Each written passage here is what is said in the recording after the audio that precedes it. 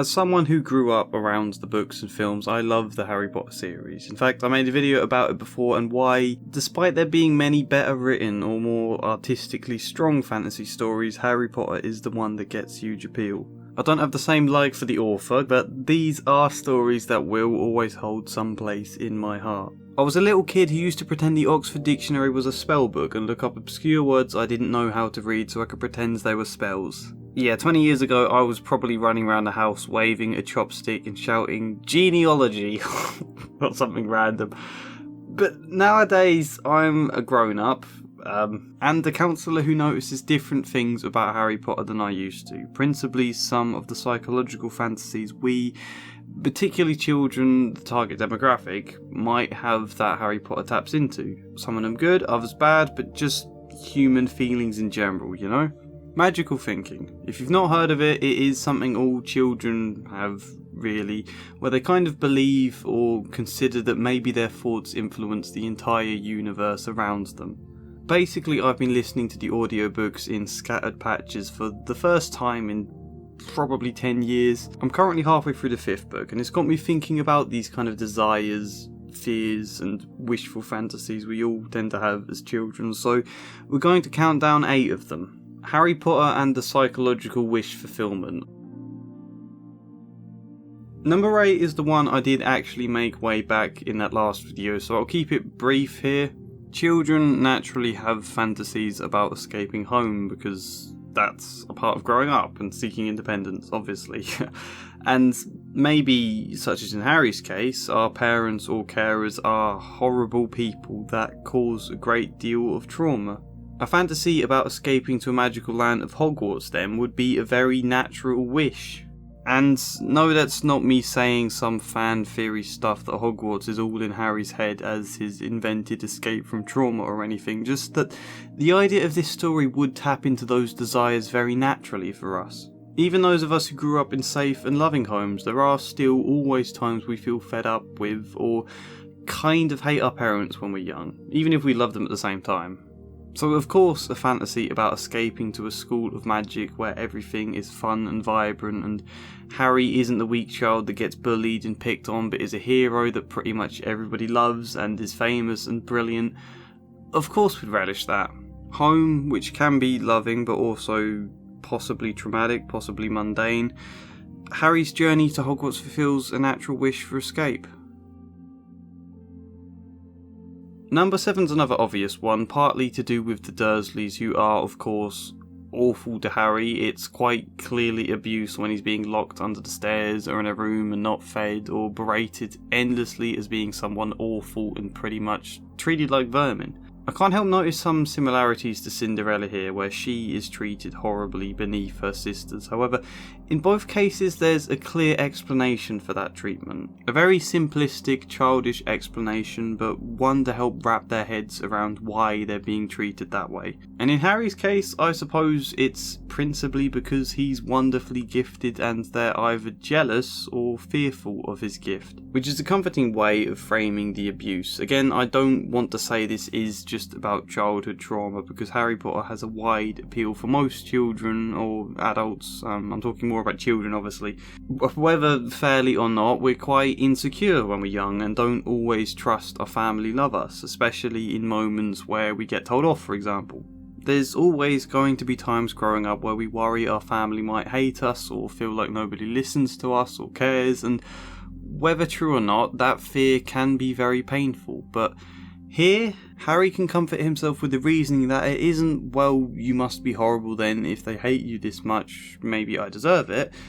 His answer instead is first, they fear his gift, but also at a more basic, fundamental level, even before Harry knew he was a wizard, it's because they're stupid.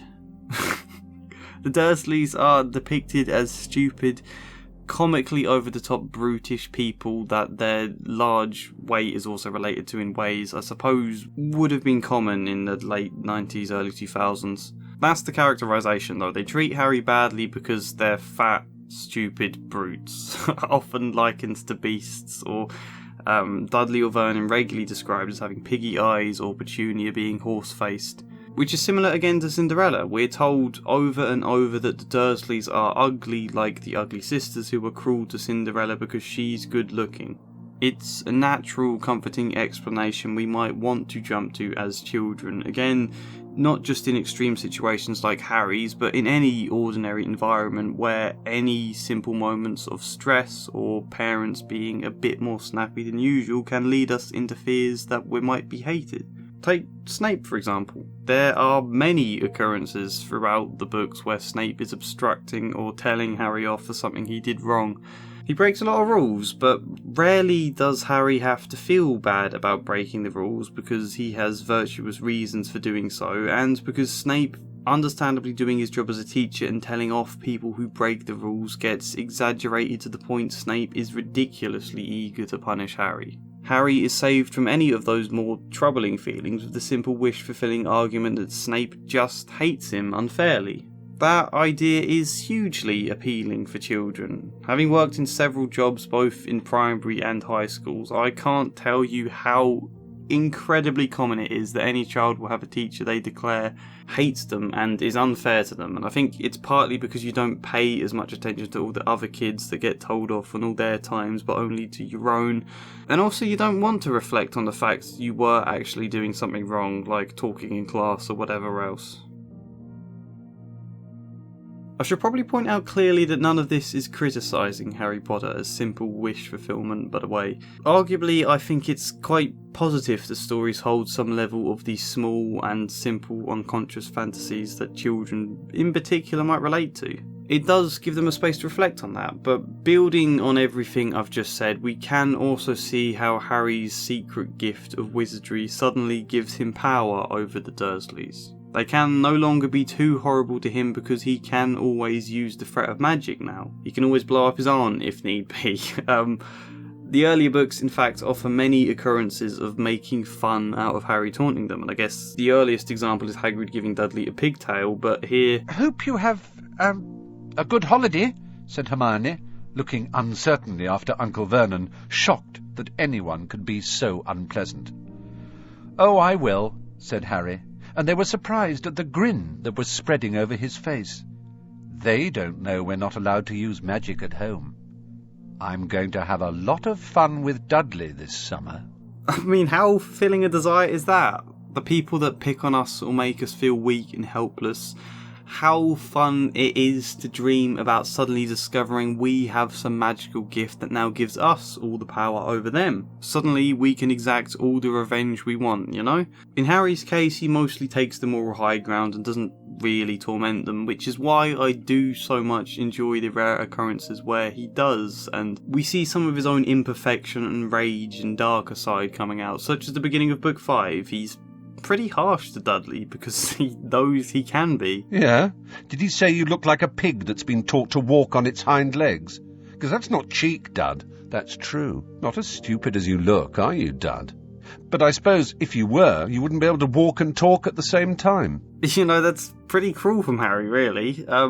Either way, it's a satisfying wish for anyone who ever felt like Harry, bullied by someone like Dudley. A fun, satisfying dream of role reversal. This one is arguably a criticism of the books, although also not, because these are fundamentally children's stories first, more than adults, and you can't expect them to be too dark and adult. So I do kind of forgive this stuff, but it is true to say, however, that Harry is remarkably unaffected by any of the trauma he's ever put through. We do at times get moments of rage from Harry, which is why I enjoy the things like taunting Dudley there, or even sort of using Sectum Sempra on Malfoy, not that Harry knew what it would do.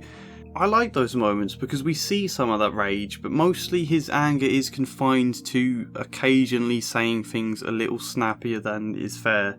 You know, we don't see many irrational, sudden outbursts of rage, fight and flight, freeze or flop responses to situations that don't merit it, or much sense of pain, except in small, fitting moments to slip in a few comments about his parents' deaths.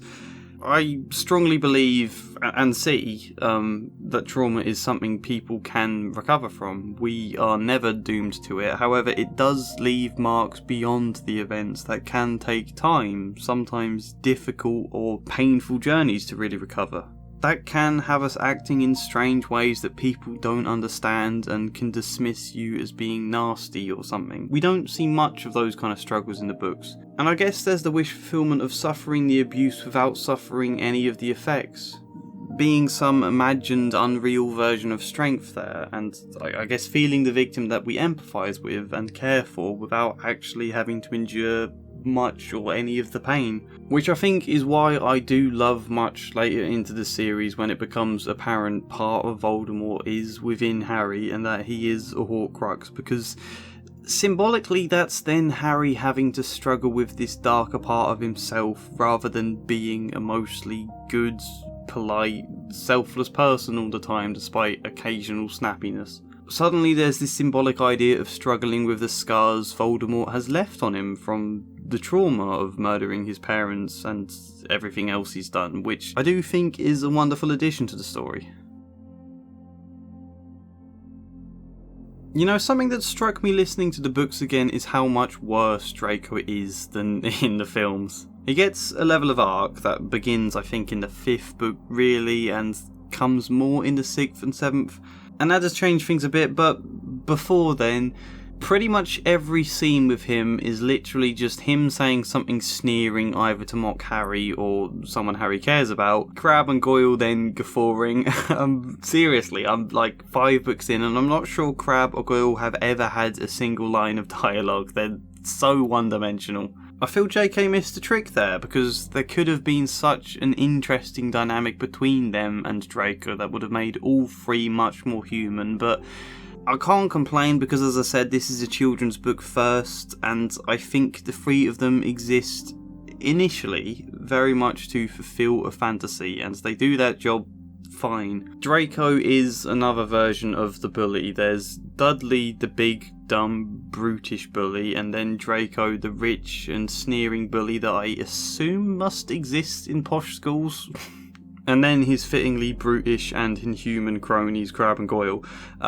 To be honest, none of them really do much of merit at any point in the early books besides being a figure for rivalry. A simple foil, I guess. Draco affects the plot only really as being one possible suspect for the Chamber of Secrets and almost getting Buckbeak killed. The rest of the time he exists to say things that annoy Harry and be an obviously bad person as set up for a later satisfying moment where Draco gets his comeuppance. Sometimes there's a little part of us that can desire the idea of a rival that we can shoot down or upstage. I suspect our desire for that kind of situation explains half of the unnecessary Twitter arguments that spring up. I don't know, maybe not. Draco is that though, the straw man version of a nasty kid that we can relish giving comeuppance to. That in itself is wish fulfillment, I guess. The idea that people who aren't always very nice get their comeuppance in the end, which in reality we know isn't always true. If that were reality, Jeff Bezos would have had some moment where, like, a custard pie hits him in the face and he pulls a comically angry expression and shakes his fist at all his employees as they charge off for their first toilet break in years to the sound of triumphant music. Roll credits. Sorry, that... The point is, it's a fulfilling idea that also applies to Dudley and even Snape in parts. He's a more complex character because of his backstory and secret heroism, but Snape in the books is so ridiculously biased and unfair compared to the films. He's so bad it's a miracle he was never sacked as a teacher or hounded by parental complaints. It doesn't make sense. Like, there's a bit in the Goblet of Fire where Malfoy curses Hermione so that her teeth grow massive. "Malfoy got Hermione," Ron said. "Look!" He forced Hermione to show Snape her teeth. She was doing her best to hide them with her hands, though this was difficult as they had now grown down past her collar. Pansy Parkinson and the other Slytherin girls were doubled up with silent giggles, pointing at Hermione from behind Snape's back. Snape looked coldly at Hermione, then said, "I see no difference." Hermione let out a whimper, Her eyes filled with tears. She turned on her heel and ran all the way up the corridor and out of sight. Actually, look, Slytherin as a whole is just a fantasy of projected bad traits into this clear group. The house should be really nuanced in theory, with ambitious and cunning but good people as well as bad. However, you know in the second book when Harry and Ron use Polyjuice to turn into Crabbe and Coil and sneak into the Slytherin common room? Well, the common room password is pure blood. What the hell? At a time non-pure blood students are getting attacked, they chose that as their common room password and none of the Slytherins have a problem with it? Is every single Slytherin racist or something? Way to paint them all with the same brush, you know? The point is, we have clear targets that everything bad is projected onto as enemies so that we can have satisfying rivalries and enjoy shooting them down in ways we don't have to feel guilty about. We're allowed to laugh at bad things happening to Slytherins because they're apparently bad people and therefore deserve it. Probably actually my favourite dynamic throughout the books, which is a big part of what does elevate Snape and Malfoy beyond simple projected enemies, is that they have a point. Not just Snape sees Harry as James Potter, but that Harry in general is a bit of an arrogant, hero-hungry wizard. They're right. Harry is endlessly taking all the headlines as a really young seeker who wins Quidditch matches flawlessly from the off, who saves the school on multiple occasions, who does, as we all like the fantasy of, get to be the hero. Same in the vast majority of fiction. We know part of why superhero films have such an appeal is because they do tap into the fantasy of ourselves being heroes. The parts of us that feel weak and want to imagine this armour, this power to save us from that feeling. Again, none of this is any criticism, nor to say that any of these stories exist on wish fulfillment, but simply that it's naturally there. Like Harry Potter, most, if not all, superhero films involve someone feeling weak and suffering trauma, learning to channel that power more effectively. At a more simple level though, Harry gets all the headlines and praise in a way Ron and Hermione never quite do. He gets all the limelight. Snape and Malfoy have a point there, however, unlike they think, he gets it without on the surface seeming to want it. The most notable example of this being that Harry never put his name in the Goblet of Fire. He did like the idea of being champion. There's a scene where he first learns about the tournament where he then dreams about being champion despite knowing that he's too young to enter and therefore that it's impossible. So the fact his name does then get thrown in means he gets to live out that fantasy without being seen as arrogant because he didn't technically wish for it, even though he also sort of did. So he gets to be the hero without Snape's or Malfoy's or Ron's criticisms at the time being technically true. He gets to have his cake and eat it in a way we'd all desire. A common one being people fantasizing about winning the lottery but without turning into the flashy idiot. They say they'll use their money for good only. Therefore they get the pleasure of being rich without suffering anybody sneering at them the way people always do. It's that kind of idea, which is why it is great in the book that Ron does fall out with Harry and criticises him as being an arrogant hero. And also why it's great that Harry's dream about becoming Hogwarts champion does fall flat when the reality is no triumphant celebration like you first imagined, only Cedric's death and meeting Voldemort. It's a hammer blow of a reminder that sometimes the fantasies we enjoy imagining wouldn't look anything like that in reality. I don't think I need to say much about this one. The Lego movie incorporates it into the main theme of that film in a way I think is genius. It turns out late into the series that Harry is the chosen one, sort of.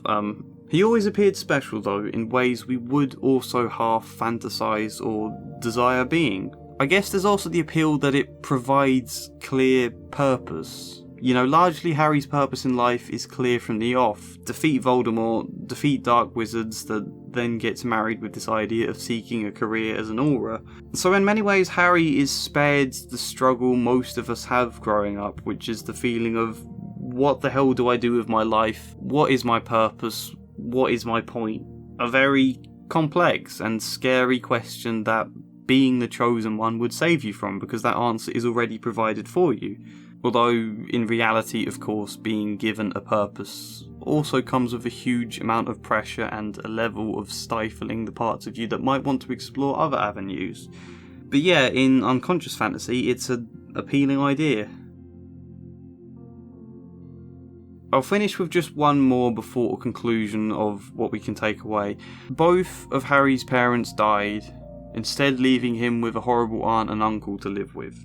It's a fact that, as a child, he'll have a lot of mixed and confused feelings about, because in magical thinking, was this to do with him? Did his parents leave because they didn't love him enough and didn't want him? Which I know sounds dumb, but we're talking about the deep unconscious of a child's mind.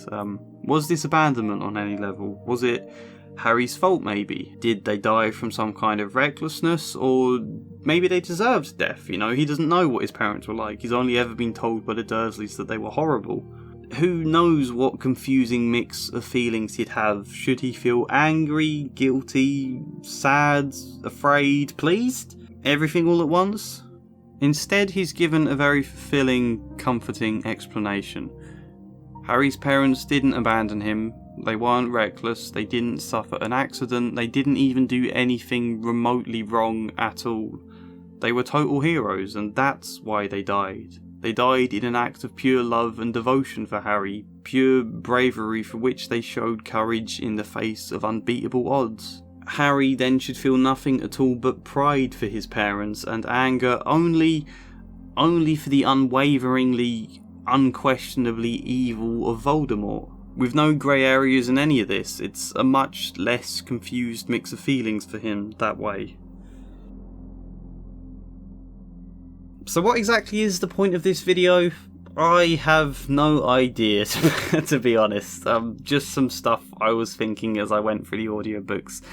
I suppose some of these points maybe are criticisms of the story, actually. Some are praise, but ultimately, all stories do fulfill our desires to some small extent, as well as our fears. Normally the two rolled into one. It's part of what helps us relate to the stories. So I guess stories do a lot of things. They provide escapism, they provide hopefully good messages, teach us empathy for other people and situations, offer meaningful lessons or questions to reflect on, but also provide a space to play out some of our simplest unconscious fantasies. Watch them lead on to some sort of logical conclusion, which might mean the fun of that fantasy crashing down into something darker and more serious and nuanced as Harry Potter does gradually become. It might mean discovering the things we desire or fear wouldn't always turn out the same in reality, and maybe following those desires to their logical conclusions provides some sort of closure for that. Maybe. To be honest, I've not thought about it before, and as usual, I'm more laying out a rambled mess of stuff I've been thinking rather than a well-ordered argument. Hope you got something or other from this though. Like the video if you did, comment what I've missed or got wrong, subscribe, or even support me on Patreon if you fancy, but otherwise, hopefully see you next time.